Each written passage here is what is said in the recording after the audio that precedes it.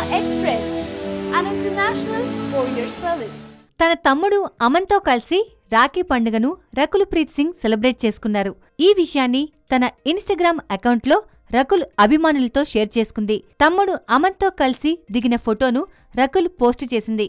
Rakhi time with my lovely monster, నాకు తమ్ముడిగా ఉన్నందుకు కృతజ్ఞతలు అంటూ రకుల్ ఇన్స్టాగ్రామ్లో పేర్కొంది.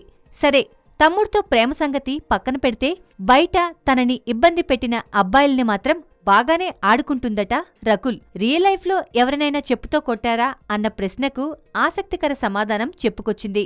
ఒకసారి కాదు, 2 సార్లు చెప్పుతో కొట్టిన విషయాన్ని చెప్పింది. కాలేజీ రోజుల్లో ఒకసారి చెప్పుతో కొట్టానని, రెండోసారి ఫోరం మాల్లో కొట్టినట్లుగా చెప్పింది.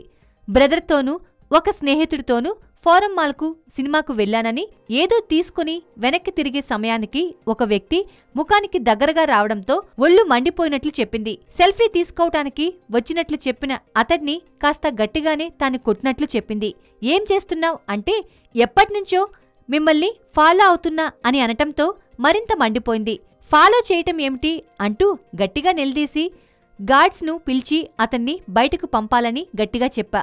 తనకు కోపం రాదని, కాని ఒకసారి వస్తే మాత్రం అగ్నిపర్వతం బద్దలైనట్లేనని చెప్పుకొచ్చింది. అయితే కోపం వెంటనే తగ్గిపోతుందని చెప్పిన రకుల్ అప్పట్నుంచి తాను సెల్ఫీలు ఇవ్వటం లేదంది.